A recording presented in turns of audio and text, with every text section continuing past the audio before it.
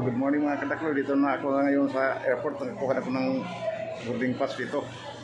Dito nga sa naghintay ng kaming mga pasero. Yung biyaheng Tacloban, sakyan namin ay Cebu Pacific. Ito na makita ninyo ang mga airplane dito sa airport.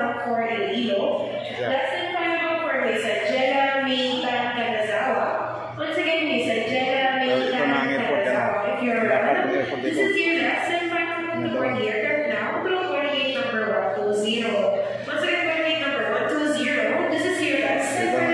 Naghintayan pa sa aeroplano. Dito lahat ng tao.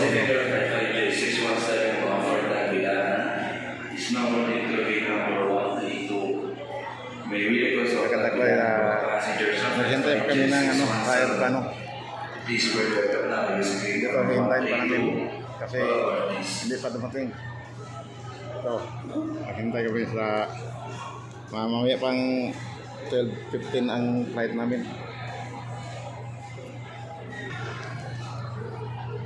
Ganyan ako dumating dito sa airport mga 8:30 dito na ako, 8:30. Kaya natagalan ko sa pila at pagkukat ng boarding pass. Ito pang mga tao naghahintayan pa sa mga schedule sa oras ng mga tao.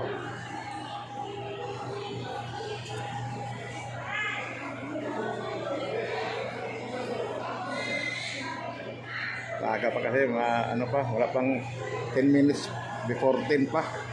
Aga-aga pa.